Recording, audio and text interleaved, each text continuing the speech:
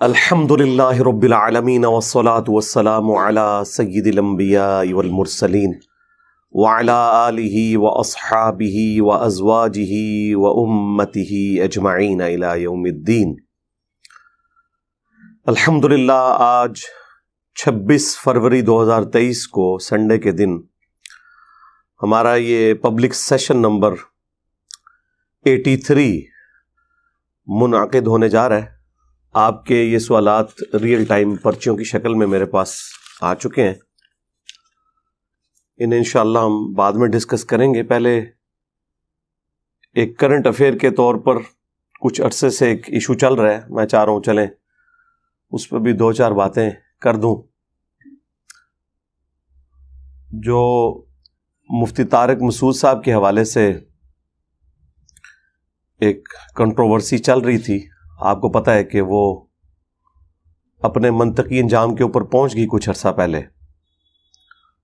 اس کے بعد پھر میں نے ان سے ریکویسٹ کی تھی کہ جب کبھی بھی آپ پنجاب آئیں تو ہم سے رابطہ کریں پراپر طریقے سے، انشاءاللہ تعالی آپ کو یہاں اکیڈمی میں انشاءاللہ تعالی مدعو کریں گے۔ تو پچھلے ویک وہ جہلم شہر کے ساتھ ہی ایک چھوٹا سا قصبہ ہے سرائے عالمگیر، آلموسٹ یہاں سے سمجھ لیں 2-3 کلومیٹر دور ہے۔ تو وہاں کسی دیوبند کے مدرسے کی کوئی تقسیم اسناد تھی، تو اس سلسلے میں ان کو بلایا ہوا تھا۔ مجھے بھائیوں نے بتایا کہ اس طرح انہوں نے آنا ہے، تو میں نے ان کے ایڈمن کو ای میل لکھی، احمد بھائی ہیں، امریکہ میں ہوتے ہیں، کہ مفتی صاحب سے کہیں کہ اگر ان کے لیے پاسبل ہو تو آئیں، لیکن ساتھ کوئی لوکل عالم دین اپنے یہاں نہیں لے کے آنا، آپ نے اکیلے تشریف لے کے آئیں، کیونکہ یہاں کے لوگوں کے کردار سے اور ان کے افعال سے اور فرقہ وارانہ سوچ سے ہم بڑے اچھے طریقے سے واقفیت رکھتے ہیں۔ تو میرا شروع سے سٹانس ہے کہ لوکل ہم کسی بھی معاملے میں کسی کے ساتھ نہ کوئی دشمنی والا معاملہ لے کے چلتے ہیں، نہ کوئی دوستی والا، دونوں صورتوں میں نقصان ہی ہوتا ہے۔ تو انہوں نے ایگری کیا کہ ٹھیک ہے، اگر کوئی صورتحال ایسی بنی تو انشاءاللہ آپ کو بتا دیں گے۔ پھر جس دن انہوں نے آنا تھا اس سے ایک دن پہلے انہوں نے ای میل کی کہ اس دفعہ تو مفتی صاحب نے فوراً نکل جانا ہے، اس لیے نہیں آ سکیں گے، نیکسٹ وزٹ میں کوئی سلسلہ ایسا رکھ لیں گے۔ میں نے کہا ٹھیک ہے، لیکن یہ جو ساری صورتحال اس طرح کی چلتی ہے تو دونوں طرف سے بعض اوقات مس ہینڈلنگز ہونا شروع ہو جاتی ہیں۔ مثلا اب انہیں اپنے مکتب فکر کے علماء کو کلیریفیکیشن دینی پڑ رہی ہے، اور چند ایک ان کی آڈیوز بھی منظر عام پہ آئی ہیں، کوئی لیکڈ آڈیوز نہیں ہیں بلکہ واٹس ایپ کے آڈیو میسیجز ہیں جو یہاں کسی مولانا صاحب کو انہوں نے بھیجے، انہوں نے پکڑ کے ان کو نیٹ پہ چڑھا دیا، یقیناً اجازت سے ہی چڑھایا ہوگا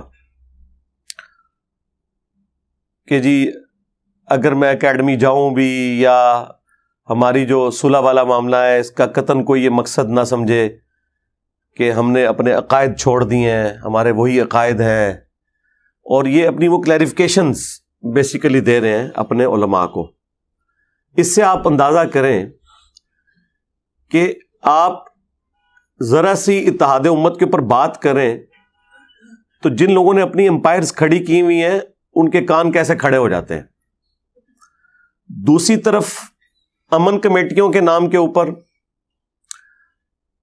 رمضان نشریات کے نام کے اوپر اور حکومتی دعوتوں کے اوپر یہ لوگ ایک جگہ جمع بھی ہوتے ہیں، ایک دوسرے کے ساتھ بڑے اچھے طریقے سے بیہیو بھی کرتے ہیں۔ صرف اسپیسیفکلی مجھے سنگل آؤٹ کرنا یہ میرے لیے تو کوئی نقصان دہ نہیں ہے، میرا تو ایسٹ ہے کہ میرے خلاف علماء بولیں۔ اس کی وجہ ہے کہ علماء کی عزت آج کی ینگ جنریشن میں کتنی ہے وہ آپ سب کو پتہ ہے، اور اس میں قصوروار نہیں ہوں۔ کوئی یہ سمجھے کہ میں نے لوگوں کے دلوں سے علماء کی عزت نکالی ہے، نہیں، یہ ان لوگوں کے اپنے سسٹم کی خرابی اور ان کی لیکڈ ویڈیوز اور ان کے جمعے کے خطبات، مختلف مکاتب فکر کے علماء کا جو ایٹیچیوڈ ہے، اس نے یہ دن دکھایا ہے. یہ کوئی ایک دن میں نہیں ہے، یہ ڈیکیز کی گراوٹ ہے. اس کی وجہ سے لوگ عزت تو کوئی نہیں کرتے. آج کے دور میں کوئی شخص مذہب کے اوپر، دین کے اوپر بات کرے اور وہ دین کے اعتبار سے مخلص ہے اور بالکل ایک ایک چیز قرآن و سنت کے ریفرنس سے بیان کرے اور علماء اس کے خلاف بولیں، تو اس سے بڑی تو نعمت ہی کوئی نہیں ہے. کیونکہ پھر وہ عوام جو آلریڈی ان سے متنفر ہے، وہ کہتی ہے دیکھ لو، یہ لوگ اگر دین کے ساتھ مخلص ہوتے تو ایسا تو نہ کرتے. یہ ہر وقت ڈرتے رہتے ہیں اپنے کمپیٹیٹر سے. ان کو ہر وقت یہ ڈر لگا رہتا ہے کہ ہمیں کو پیچھے نہ چھوڑ جائے. ایک طرف ان لوگوں کا حال دیکھیں کہ فخریہ بتاتے ہیں کہ فلاں غیر مسلم نے نبی صلی اللہ علیہ وآلہ وسلم کے بارے میں یہ کتاب لکھی ہے اور اس نے بتایا ہے کہ نبی صلی اللہ علیہ وآلہ وسلم اس پلانٹ ارتھ پہ سب سے کامیاب شخصیت ہیں اور ان کے کردار کی جو خوبیاں ہیں وہ اس نے یوں یوں گنوائی ہیں. اس وقت ان سے کوئی نہیں پوچھتا کہ وہ تو کافر ہے، نہ اس کے پاس دیوبند کی ڈگری، نہ اس کے پاس کوئی بریلوی کی ڈگری، نہ اس کے پاس کسی اہل حدیث کی ڈگری، نہ شیعہ کی ڈگری، اور تم فخریہ بتا رہے ہو کہ اس نے کیا کمال کتاب لکھی ہے. تو اس کے پاس ڈگری تو ہے ہی نہیں ہے. کیوں تعریف کرتے ہیں؟ وہ جینون تعریف کر رہے ہوتے ہیں. انہیں پتا ہوتا ہے کہ یار ڈگری ہے یا نہیں ہے، کمال کی بات کی ہے تو ہمارے مسلمان بھی نہیں لکھ سکے. اور یہ اظہار وہ اس لیے کر لیتے ہیں کہ وہ ان کا کمپٹیٹر نہیں ہوتا، کیونکہ اس نے کوئی سے مدرسہ کھول کے پیرلل میں چندہ بک تو نہیں لانچ کرنی نا، اس لیے ان کو ان سے کوئی خطرہ نہیں ہوتا. البتہ اگر خود اسلام میں ریلیجن کے طور پر ایک مسلمان اٹھ کے کوئی بات کرتا ہے تو وہ فوراً ان کے کان کھڑے ہوتے ہیں، کیونکہ ان کو پتا ہوتا ہے کہ ان کے بزرگوں نے بھی سٹارٹ ایسے ہی لیا تھا. پہلے مشہور ہوئے، پھر ایک مدرسہ بنایا، پھر ایک چندہ بک بنائی، پھر اپنا ایک بورڈ لانچ کیا، پھر اپنے علماء کریٹ کیے، پھر مدارس کا ایک پورا نیٹ ورک قائم کیا اور پھر ایک پورا فرقہ کھڑا ہو گیا، خواہ وہ دیوبند کا ہو، خواہ بریلویوں کا ہو، خواہ اہل حدیث کا یا شیعہ کا. اب چونکہ ان کے بزرگوں نے اسی طریقے سے اپنی امپائرز کھڑی کی ہیں تو یہ ہر ایک بندے کے بارے میں سمجھتے ہیں کہ وہ بھی یہی کچھ کرے گا. تو کسی حد تک میرا خیال ہے ان کی سوچ جسٹیفائی ہے. ہم یہ کہتے ہیں کہ یہ آپ کے سوچنے کا انداز بالکل درست ہے، لیکن یہ ذرا لوگوں کو بتائیں کہ ایسے کیوں سوچتے ہیں آپ، کہ آپ کے بڑوں نے اسی طریقے سے کام ڈالا تھا اس لیے ایسا سوچتے ہیں. وہ کہتے ہیں ایسا ہو نہیں سکتا کہ کوئی بندہ اس طرح کا بھی ہو کہ نہ وہ فرقہ لانچ کرے، نہ وہ مسجد بنائے، نہ مدرسہ بنائے، نہ چندہ بک بنائے، الٹا اپنی جیب سے کھلائے. یہ ہو نہیں سکتا. میں بھی ویسے آپ کے ساتھ ایگری کرتا ہوں، ایسا ہو نہیں سکتا، لیکن ہو گیا جائے. ہاں اور اینڈ رزلٹ آپ کے سامنے ہے. نہیں آگے چل کے دیکھیں گے وہ کتنا آگے ٹرنا جائے یار، 14 سال ہو گئے نے. نہیں آلے تو دیکھو نا، پتہ نہیں کیا کرے آگے جا کے. یہ پوری زندگی ان کے بڑے علماء مولانا مودودی رحمہ اللہ تعالی کو کیا کیا گالیاں دیتے رہے، یہاں تک کہا کہ ان قریب اس نے دعوی نبوت کر دینا. نعوذ باللہ. مودودی صاحب کے اسٹوڈنٹس ان کو کہتے تھے سر کوئی جواب دیں. انہوں نے کہا کہ میں دعوی نبوت کیے بغیر دنیا سے چلا جاؤں گا اور مر کے انہیں جواب دوں گا. اللہ اکبر. سرکار آج مولانا مودودی رحمہ اللہ کو 44 سال ہو چکے ہیں آلموسٹ دنیا سے گئے ہوئے. 1979 میں ان کی ڈیتھ ہوئی تھی. ان 44 سالوں میں تمام مکاتب فکر کا کوئی ایک حق گو عالم بھی پیدا نہیں ہوا جس نے اپنے ان بڑے بزرگوں کے گناہوں کی معافی عوام سے مانگی ہو جو مودودی صاحب کے اوپر یہ جھوٹا الزام لگاتے تھے کہ یہ دعوی نبوت کر کے مرے گا. کم از کم اتنی حیا تو کر لیتے. توفیق ہی نہیں ہوئی، اللہ کی طرف سے توفیق نہیں ملی نا. یہ اس بات کا ثبوت ہے کہ اللہ تعالیٰ نے اس پورے کے پورے طبقے سے ہی اپنا ہاتھ اٹھا لیا ہوا ہے. ورنہ انہیں توفیق ملتی نا. اب تو پریکٹیکلی ثابت ہو گیا نا, لیکن نہیں. اور دوسری طرف مودودی صاحب کو اللہ نے کیا عزت دی ہے؟ اللہ نے انہیں ڈاکٹر اسرار جیسا ایک روحانی بیٹا دیا, ٹھیک ہے جی, جن کے ذریعے وہ کام جو انہوں نے کتابی شکل میں تفہیم القرآن کی شکل میں کیا تھا, بیان القرآن کے ذریعے ویڈیوز کی فارم میں پوری دنیا کے اندر قرآن کی تفسیر پہنچی. اللہ تعالیٰ نے انہیں ایک روحانی بیٹی دے دی جو ان کے جماعت کے ایک رکن, سرگودا کے جو امیر تھے جماعت اسلامی کے, ان کی بیٹی ڈاکٹر فرد ہاشمی.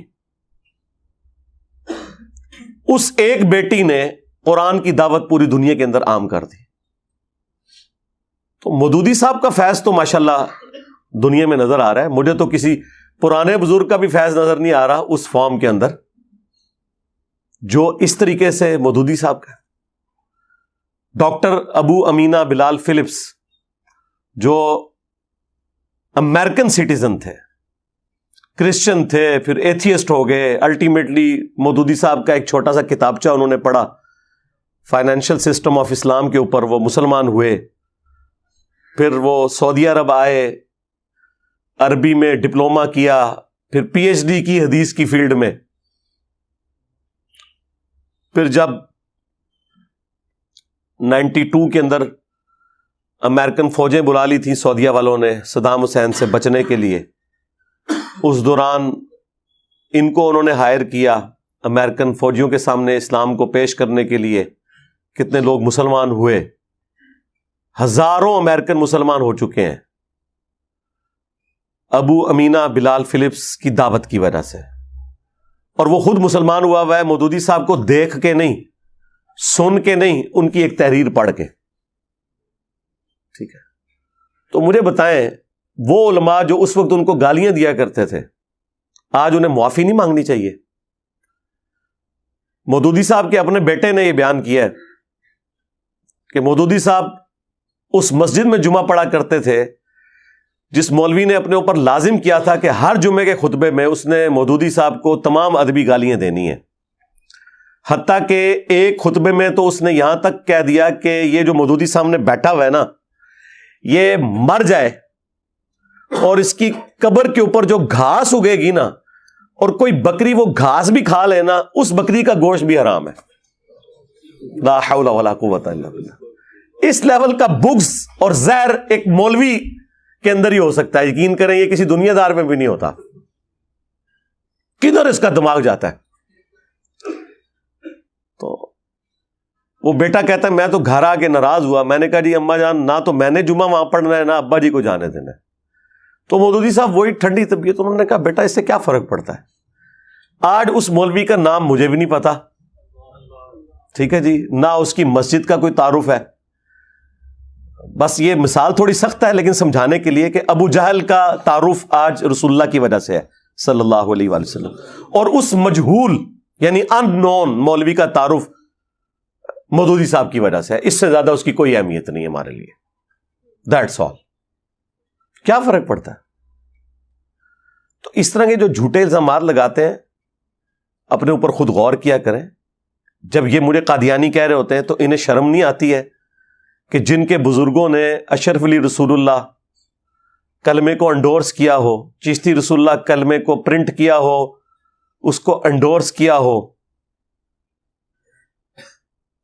اور جو شخص ان غلطیوں کے اوپر بھی عوام الناس کو مطلع کرے اور ختم نبوت کے اوپر کام کرے, صرف اینٹی قادیانی کام نہ کرے, اس کے اوپر قادیانی ہونے کا الزام اور بڑے دبنگ انداز میں لگاتے ہیں اعتماد کے ساتھ. تو اس کا مجھے تو کوئی نقصان نہیں ہوا. جو بھی بندہ ویڈیو دیکھتا ہے اسے پتہ چل جاتا ہے کہ یار یہ تو بات ٹھیک کر رہا ہے. ہمارا تعارف ہی مخالفین کی وجہ سے ہوا ہے زیادہ. ہمارے پاس تو کوئی چندہ بک نہیں تھی, نہ کوئی مدرسہ تھا, نہ مسجد تھی کہ جس میں ہم ہر کارے بھیج کے تو اناؤنسمنٹ کرواتے. مجھے تو کسی مسجد میں کوئی درس بھی نہ دینے دے, ٹھیک ہے, تو مجھے کیا فرق پڑتا ہے. تو اس طرح کی جو حرکتیں کرتے ہیں نا, چونکہ ان کے بڑوں نے اسی طریقے سے کام ڈالا ہوا ہے, وہ یہ سمجھتے ہیں کہ یہ بھی یہ کچھ کرے گا. اس کے لیے پھر جب کبھی بھی کوئی اتحاد امت کے حوالے سے بات ہوتی ہے تو فوراً یہ بیچ میں نا ٹانگ اڑانے کی کوشش کرتے ہیں. وہ اپنی عادت سے مجبور ہیں, یہ ان کے جینز کے اندر چیزیں گھس چکی ہوئی ہیں, کیونکہ انہیں پتا ہے کہ ان کے بڑوں نے اسی طریقے سے اسٹارٹ لے کے تو اتنی بڑی بڑی امپائرز کھڑی کی ہیں اور آگے یہ سلسلہ ان کی آؤٹ لیٹس چل پڑی. اب ان کو یہ غم جاتا ہی نہیں ہے کہ یار یہ کیسے ہو جائے کہ ایک بندہ خود لگا رہا ہے لے کے نہیں کھا رہا کسی سے, یہ کیسے ہو گیا؟ یہ تو اس سسٹم میں کبھی ہوا ہی نہیں ہے. جی نیا فرقہ لانچ کر دیا, اچھا سرکار مان لیا نیا فرقہ لانچ کیا ہے, ذرا اس فرقے کی مسجد بتائیں کدھر ہے؟ نہیں جی مسجد تو کوئی نہیں ہے جی. اچھا کوئی مدرسہ؟ نہیں جی مدرسہ بھی کوئی نہیں ہے جی. کوئی چندہ بک؟ نہیں جی چندہ بک بھی کوئی نہیں. کوئی پیری مریدی کا سسٹم؟ نہیں وہ بھی کوئی نہیں ہے. تو یار یہی کچھ ہی ہوتا ہے نا یار کسی فرقے کو لانچ کرنے کے لیے. اچھا کوئی ٹیکسٹ بک جس میں یہ بتایا گیا ہو کہ باقی سارے فرقے جہنم میں جائیں گے اور یہ جنت میں جائے گا؟ نہیں وہ تو کہتا ہے سارے ہی جنت میں جائیں گے اپنے اپنے عذابات کو بھگت کے.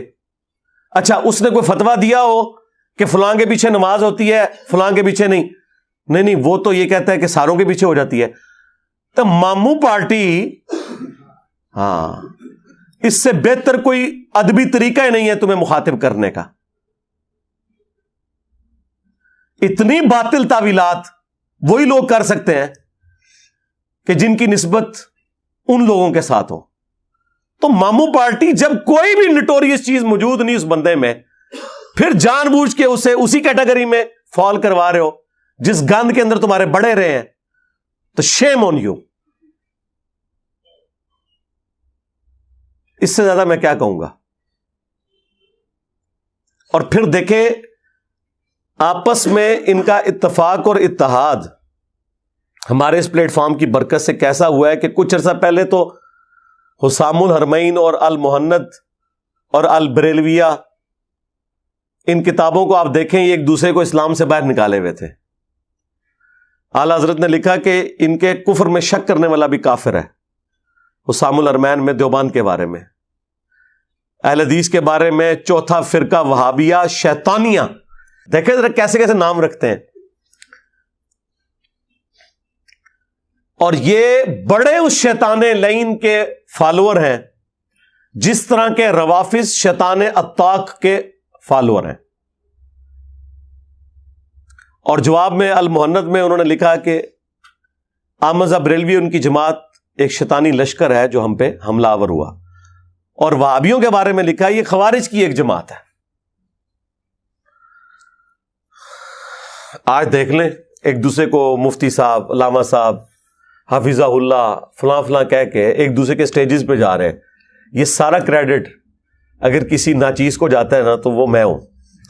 مجھ سے پہلے تو کبھی انہوں نے سوچا تھا, آپ نے سوچا تھا کہ دیوبند کو مدعو کیا جائے اہل حدیث کے سٹیجز سے؟ اہل حدیث تو دیوبند کو مشرک سمجھتے ہیں تقلید کی وجہ سے, اور دیوبندی بریلوی تو انہیں ملکہ وکٹوریہ کی پیداوار سمجھتے ہیں. آج ایک دوسرے کے چینلز پہ ویڈیوز شیئر ہوتی ہیں. تو یار یہ اتحاد امت تو ہم نے الحمدللہ انڈائریکٹلی کروا دیا ہے.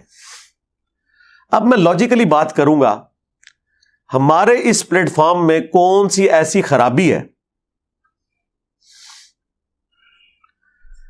کہ جس کی انٹینسٹی تمہارے فرقوں کی گمراہیوں سے بڑھ کے ہو؟ کوئی ایک بات ایسی بتا دو. مثلا بریلویوں کو اگر مجھ سے کوئی شکایت ہے تو مجھے یہ بتائیں کہ میرے اندر کون سا ایسا جرم ہے جو دیوبند اور اہل حدیث سے بھی بڑھ گیا ہوا ہے, جس کی وجہ سے میں زیادہ مردود ہوں.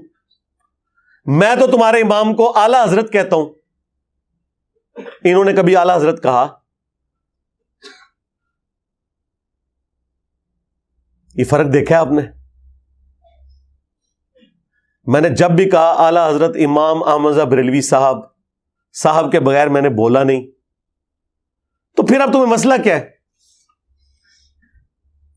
دیوبند کو کیا تکلیف ہے؟ میرے اندر کون سی ایسی خرابی موجود ہے جو بریلویوں سے بھی گئی گزری ہے؟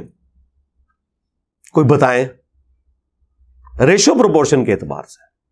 اور ریشو پروپورشن یہ ہوگی سب سے پہلے اللہ تعالی کی ذات, کہ اللہ کے ساتھ جو آپ کی کمٹمنٹ ہے عقیدہ توحید کے حوالے سے, اخلاص کے حوالے سے, وہ بتائیں اس میں کہاں آپ کو ہم میں ایسا نقص نظر آیا ہے تو ہم اپنی غلطی کی اصلاح کریں گے. کل تک تو اہل حدیث کہتے تھے کہ جی توحید جس کی ٹھیک ہے نا باقی ساری چیزیں ٹالریٹ کریں گے. تو اہل حدیثوں سے میں پوچھوں گا کہ تمہاری توحید بھی اتنی مضبوط نہیں ہے جتنی ہماری اور ہمارے اسٹوڈنٹس کی ہے. آج ماموں کی محبت نے تمہیں اس طرح گمراہ کر دیا جس طرح کہ بنی اسرائیل کو بچڑے کی محبت نے کر دیا تھا اور انہیں پلا دی گئی تھی, اور وہ اس لیول پہ اتر آئے کہ سورۃ النساء میں اللہ تعالیٰ فرماتا ہے کہ یہ یہودی کہتے ہیں کہ مسلمانوں سے تو مشرکین عرب بہتر ہیں, حالانکہ یہودیوں کو پتا تھا کہ مشرکین عرب حضرت موسیٰ علیہ السلام کو نہیں مانتے, اور مسلمانوں کا تو ایمان ہی مکمل نہیں ہوتا موسیٰ علیہ السلام کے بغیر. لیکن نہیں, گیر الٹا لگ گیا, اور آج سیم وہی کام اہل حدیث کر رہے ہیں کہ وہ کہتے ہیں نہیں جی بریلوی بھی بہتر ہے, دیوبندی بھی بہتر ہے, شیعہ بھی بہتر ہے, یہ سب سے بدتر ہے. کیوں؟ توحید نہیں, توحید تو بہت اچھی ہے. پھر کیا مسئلہ ہو گیا؟ تقلید نہیں جی, نہیں تقلید والا بھی کوئی ایشو نہیں ہے. مسئلہ کیا ہے؟ مسئلہ ماموں. اس کا مطلب ہے کہ ماموں کا درجہ اللہ, اس کے رسول, اہل البیت, خلفائے راشدین سے بڑھ کر ہے. جب اس لیول پہ کوئی بندہ پہنچ جائے تو اسے یہی کہا جائے گا کہ تیرے لیے اس کی محبت آراستہ کر دی گئی جس طرح کے بنو اسرائیل کے لیے بچڑے کی محبت آراستہ کر دی گئی تھی. بس اس سے زیادہ تجھے کیا کہا جائے؟ ورنہ ریشو پروپورشن تو ہونا چاہیے تھا. گمراہی میں ہمارا آخری نمبر ہوتا جب توحید بھی ان سے بہتر جنہیں تم گمراہ سمجھو, عقیدہ رسالت بھی ان سے بہتر جنہیں تم گمراہ سمجھو. اب کیا مسئلہ ہے؟ بریلویوں سے پوچھ لیں کہ یار کیا دیوبند اور اہل حدیث کے بزرگوں نے جو رسول اللہ کی شان میں گستاخیاں کی, کیا انجینئر صاحب ان گستاخیوں کو گستاخیاں نہیں کہتے؟ ہاں جی کہتے ہیں.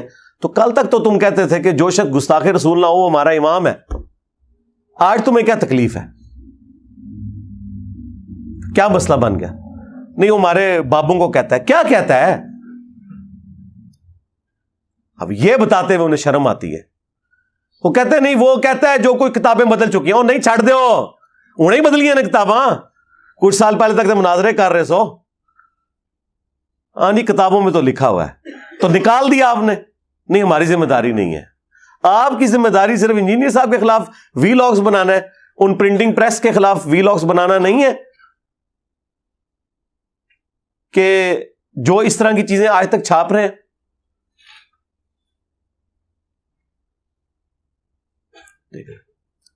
اچھا یہ ساری باتیں میں کوئی کسی سے ہمدردی سمیٹنے کے لیے بالکل نہیں کرتا ہوں, اللہ کا شکر ہے.